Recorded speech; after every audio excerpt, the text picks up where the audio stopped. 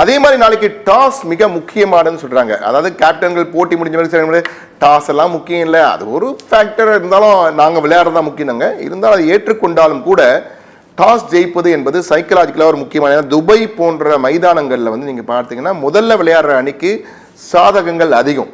ஒரு 350 ரன் அடிச்சுட்டாங்கன்னா பெரிய இமாலய ஸ்கோர்ன்ற போது அடுத்து விளையாடுற அன்னைக்கு உளவியல் ரீதியாக ஒரு அழுத்தத்தை கொடுக்கக்கூடிய மைதானங்கள் அது. நீங்கள் பொதுவாக பார்த்தீங்கன்னா அதுவும் நம்மளை மாதிரி 4 வகையான சுழல் பந்து வீச்சாளர் இருக்கும்போது அந்த சுழல்லையே அவங்க சுழண்டு போயிடுவாங்க. அது மாதிரி ஒரு அமைப்பு இருக்குது. எனவே நாளைக்கு டாஸ் எப்படி இருக்கும், நாளைய மைதானம் வந்து எப்படி இருக்கும், ஏன்னா நம்ம நேயர்களுக்கு வந்து நிறைய பேர் வந்து ஆர்வமாக இருக்காங்க. நாளைக்கு போட்டியில் என்ன நடக்கும், இந்தியா ஜெயிக்குமா, இந்தியா கோப்பை வெல்லுமா என்ற ஒரு ஆர்வம் அதிகமாக இருக்குது. ஏன்னா இணையதளத்தில் குவிச்சிருக்காங்க. அதில் ஒருத்தர் எழுதியிருக்காரு, துபாய் பிச்சு தான் நாளைக்கு ஹீரோவாக இருக்க போகுதுன்னு சொல்லிட்டு. நான் வந்து தற்போது நமது அங்கே இருக்கிற செய்தியாளர் கேட்டபோது என்ன சொன்னார், மழை பெய்வதற்கான வாய்ப்பே இல்லை, நாளைக்கு 29 டிகிரிலிருந்து 35 டிகிரி வரை வெப்பம் இருக்கும்னு சொல்லியிருக்காங்க. எனவே நல்ல வெப்பநிலை இருக்க போகுது. நியூசிலாந்து வீரர்களுக்கு வந்து இன்னும் அந்த துபாய் கிளைமேட் இன்னும் செட் ஆகலை, அந்த ஹியூமிடிட்டி அதிகம் இருக்கிறது வந்து அவங்களுக்கு குமுக்தியாக இருக்காங்க அவங்க. அது வந்து ஒரு இன்னும் கம்ஃபர்டபுள் லெவலில் இல்லை. ஆனால் 3 நாட்கள் இருக்காங்க, பயிற்சியெலாம் எடுத்திருக்காங்க, அவங்களும் தீவிர பயிற்சியில் இருக்காங்க. ஏன்னா 2000 ஜெயிச்சாங்கன்னு நினைக்கிறேன் நம்ம கூட அவங்க இல்லையா. அதுக்கு பிறகு 25 ஆண்டுகள் கழித்து மீண்டும் இருவரும் இறுதிப் போட்டியில் மோதுறோம். ஏற்கனவே நம்ம வந்து லீக் மேட்ச்ல அவங்க தோக்கடிச்சோம். ஆனால் 2023 உலக கோப்பையிலும் நம்ம அவங்க கிட்ட செமிஃபைனல்ஸ் விளையாடணும்னு நினைக்கிறேன் இல்லையா. சரியா பட் ஒரு 50 லாஸ்ட் வேர்ல்டு கப்ல அவங்க கூட நம்ம லாஸ் ஆனோம் கொஞ்சம். ஆமா, ஸோ அந்த மாதிரி. அதனால நாளைக்கு போட்டியில துபாய் பிட்ச் எப்படி இருக்கும் நீங்க நினைக்கிறீங்க?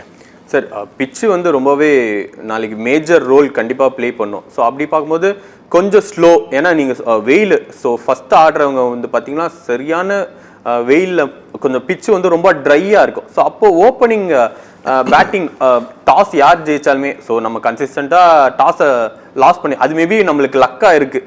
ஸோ ரோஹித் சர்மாவுக்கு வந்து டாஸ் தோத்தா ஒரு சாதனை வேலை செஞ்சுட்டார். டாஸ் தோற்று நீண்ட காலம் டாஸ் 14 தடவை கன்சிஸ்டன்ஸாக டாஸ் தோத்துருக்காரு. இப்போ ஒரு ஸ்டாட்டிஸ்டிக்ஸ் ஒரு நேரே நம்ம கிட்ட அமைச்சிருக்காங்க, அந்த தகவல் நமக்கு இப்போ பகிர்ந்துருக்காங்க. 2000 ஐசிசி சாம்பியன்ஸ் டிராஃபி ஃபைனலில் இந்தியா நியூசிலாந்து மோதி இருக்கும், அதில் நியூசிலாந்து ஜெயிச்சாங்க. அதற்கு பிறகு 2019 வேர்ல்டு கப் செமிஃபைனல் நம்ம அவங்க கிட்ட தோத்துருக்கோம் 2019. 2021 ஐசிசி வேர்ல்ட் டெஸ்ட் சாம்பியன்ஷிப்பில் நம்ம அவங்க கிட்ட கோப்பையை பறி கொடுத்துருக்கோம். ஆனால் லீக் மேட்ச்ல இப்போ தோக்கடிச்சு நம்ம வந்து அதே மாதிரி கடந்த உலக கோப்பையில் அவங்கள தோக்கடிச்சோம். நம்ம 2023 உலக கோப்பையில் வந்து நம்ம ஆஸ்திரேலியா ஃபைனல்ஸ்ல மீட் பண்ண நியூசிலாந்து தான் நம்ம செமிஃபைனல்ஸ் விளையாடணும்னு நினைக்கிறேன். ஆமா, ஒரு செமிஃபைனல்ல வந்து நம்ம அவங்கள தோக்கடிச்சோம். பட் ஆனா நாளைக்கு மேட்ச் வந்து டோட்டலாவே அதெல்லாம் தாண்டி வேற மாதிரி ஒரு பிட்ச். ஸோ அப்படி பார்க்கும்போது நீங்கள் சொன்னது கரெக்டான விஷயம். நியூசிலாண்டுக்கு இன்னும் அந்த பிட்ச் வந்து சரியா, ஏன்னா அவங்க தொடர்ந்து பாகிஸ்தான்லேயே நிறையா மேட்சஸ் ஆடினால இந்த பிட்ச் வந்து அவங்களுக்கு இன்னுமே, பட் நம்மளுக்கு ஒரு அட்வான்டேஜ். ஸோ இங்கே இருக்கிற போலர்ஸுமே பேட்டி கொடுத்துருக்காங்க. ஸோ அந்த டீம் மேனேஜ்மெண்ட் பார்த்தீங்கன்னா ஒரு இந்தியாவுக்கு ஒரு அட்வான்டேஜே என்னன்னா துபாயிலே ஆடிட்டு இருக்காங்க. ஸோ அதை விட பெரிய அட்வான்டேஜ் துபாயில் நாளைக்கு வரப்போக இந்திய ரசிகர்களின் எண்ணிக்கை இருக்கு. கிரவுண்ட்ல கிட்டத்தட்ட 90% நீல அலை தான் நாளைக்கு இருக்க போகுது, இந்திய சப்போர்ட்டர்ஸ் தான் இருக்க போறாங்க. சார் இன்னொன்று, யாரு டாஸ் ஜெயிச்சாலுமே ஓப்பனிங் பேட்டிங் ஆட தான் அதிகமான வாய்ப்பு இருக்கு. ஏன்னா ஸோ நம்ம இந்தியன் டீமை பொறுத்த வரைக்கும் போலிங் தான் ரொம்பவே ஸ்ட்ராங். ஸோ அப்படி பார்க்கும்போது ஒரு 300 அடிச்சு ஓப்பனிங் பேட்டிங் எடுத்து ஒரு 300 அடிச்சிட்டோம்னா கண்டிப்பாக நம்ம கோப்பை அப்படியே தூக்கிட்டு இந்தியாவுக்கு வந்துடலாம். ஸோ அந்த மாதிரி சான்சஸ் தான் நம்மளுக்கு நிறைய இருக்குது. இன்னொன்று நியூசிலாண்டுமே அவங்க பேட்டிங்கை தான் அதிகமாக நம்புறாங்க. ஸோ அவங்களுமே பார்த்தீங்கன்னா தொடர்ந்து டாஸ் ஜெயிச்சு ஓப்பனிங் பேட்டிங் தான் எடுத்துகிட்டு வராங்க. ஸோ அந்த ஓப்பனிங் பேட்டிங் எடுத்தால் தான் அவங்களுக்கும் அந்த ஒரு அவங்களுமே ஓப்பனிங் பேட்டிங்கில் 350 300 அடிக்கிற அளவு அவங்க டீம் பேட்டிங் வச்சிருக்கிறனால ஸோ 2 டீமே டாஸ் ஜெயிச்சா பேட்டிங் எடுக்கிறதுக்கான வாய்ப்பு அதிகமாகவே இருக்குது. லிவி, என்னுடைய இன்னொரு முக்கியமான கேள்வி, ஏன்னா நம்ம நேயர்களை நிறைய எதிர்பார்க்குறாங்க, இணையதளத்தில் நிறைய நேயர்கள் இந்த கேள்வி தான் கேட்குறாங்க. நாளைக்கு இந்திய அணியில் மாற்றம் இருக்கக்கூடாதுன்னு நிறைய பேர் சொல்லியிருக்காங்க. சில பேர் இருக்கணும், ரிஷப் பந்த் இருக்கணும்னு சில பேர் சொல்கிறாங்க.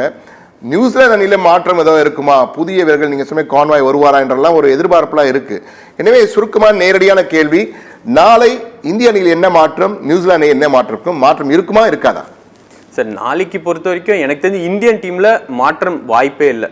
ஏன்னா கில் நம்பர் 1 பேட்ஸ்மேன், அவர் ஒரு 3 மேட்ச் ஆடலன்றதுக்காக அவர் தூக்குறதுக்கான வாய்ப்பும் இல்லை. இன்னொன்று அக்ஷர் பட்டேல் ஒரு நல்ல ஆல்ரவுண்டர். ஸோ போலிங்குமே நம்மளுக்கு நல்லாவே போட்டுட்டு இருக்காரு. நியூசிலாண்டு எதிராகவுமே நல்லா போட்டிருக்காரு. ஸோ அப்போ ரிஷப் பண்ட்டை உள்ள கொண்டு வர்றதுக்கான வாய்ப்பு ரொம்பவே கம்மி. ஸோ அப்படி பார்க்குறப்போ நியூசிலாண்டில் பார்த்தீங்கன்னா மேபி மேட் ஹென்ரி இன்ஜரியை தாண்டி வேற சேஞ்சஸ் இருக்கிறதுக்கான வாய்ப்பு வந்து பார்த்தீங்கன்னா வெறும் டெவன் கான்வே மட்டும் தான். ஏன்னா இந்தியாவுக்கு எதிராக பார்த்தீங்கன்னா டெவன் கான்வே நல்லாவே விளையாடி இருக்காரு. ஸோ அப்படி பார்க்குறப்போ டெவன் கான்வே உள்ள கொண்டு வர்றப்போ அவங்களோட பேட்டிங் இந்தியன் டீம் போலிங்க, ஏன்னா ஸ்பின்னர்ஸ் அவர் நல்லா ஆடுவார்.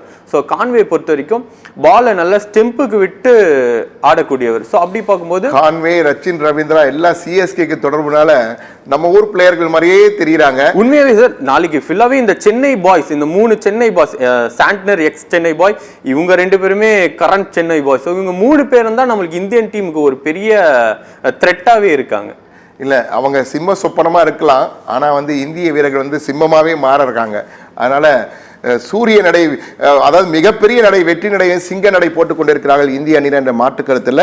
ஆனா நாளைய போட்டியில இதுதான் பெரிய ஒரு கேம் சேஞ்சர் அப்படின்ற மாதிரி கேம் சேஞ்சரா இருக்க போறது யார் இருப்பாங்க, 2 அணியிலும் யார் இருக்கக்கூடிய வாய்ப்பு இருக்கு, ஒட்டுமொத்தமா யார் இருப்பாங்கன்னு நீங்க நினைக்கிறீங்க? கண்டிப்பா கேம் சேஞ்சர் வந்து இந்தியன் டீமை பொறுத்த வரைக்கும் ரோஹித் சர்மாவும் வருண் சக்கரவர்த்தி தான் இருக்க வாய்ப்பு. ஏன்னா பேட்டிங்ல வந்து அவர் ஒரு 4 கேமா ஆடாதனால, இன்னொன்று அவர் ஃபைனல்ஸ் வந்தாலே வந்து கொஞ்சம் நல்லாவே ஆடக்கூடியவர். ஸோ அப்படி பார்க்கும்போது ஸோ சேசிங் வர்றப்போ கோலி, நீங்கள் லாஸ்ட் டைமே சொன்னீங்க ஆஸ்திரேலியாவுக்கு எதிராக யார் நல்லா பெர்ஃபார்ம் பண்ணுவாங்கன்னா கோலி. ஸோ அதே மாதிரி தான் அவர் வந்து நல்லா பெர்ஃபார்ம் பண்ணுவார். ஸோ ஓப்பனிங் நம்ம பேட்டிங் எடுத்தோம்னா கண்டிப்பாக ரோஹித் சர்மா நம்மளுக்கு நல்லா பெர்ஃபார்ம் பண்ணுவார். சேசிங் எடுக்கும்போது கோலி, ஏன்னா நம்ம ஃபைனல்ஸ்லையும் பார்த்தோம், செமிஃபைனல்லையும் பார்த்தோம். ஸோ அது சேசிங் வந்தாலே கோலியோட பேட்டிங் ஸ்டைலே கொஞ்சம் வேற மாதிரி இருக்கும். ஸோ நியூசிலாண்டை பொறுத்த வரைக்கும் அவங்க எனக்கு தெரிஞ்சு 2 பேர் தான் நம்பி இருக்காங்க, ரச்சின் ரவீந்திராவும் மிச்சல் சாண்ட்னரும். ஸோ மற்றபடி யாருமே இன்னும் பெரிய லெவலில் வந்து ஆடுறாங்க, பட் பெரிய லெவலில் யாருக்குமே இன்னும் ஒர்க் அவுட் ஆகல. நிச்சயமா உங்க கருத்து நீங்க சொல்லிருக்கீங்க, ஆனா எங்க கருத்தையும் நான் சொல்லிடுறேன். என்னுடைய அனுபவத்தை நான் பார்க்கும்போது நாளைக்கு ரோஹித் சர்மா, சுப்மன் கில் 20ல் ஒருவர் நிச்சயம் 100 அடிக்க போறாங்க, உறுதியா நான் நம்புறேன். அதே போன்று வருண் சக்கரவர்த்தியும் அக்ஷர் பட்டேலும் அவர்களுக்கு சிம்ம சொப்பனமா அவங்களுடைய சுழல் சுனாமியில நியூசிலாந்தை வீழ்த்த போகிறார்கள்.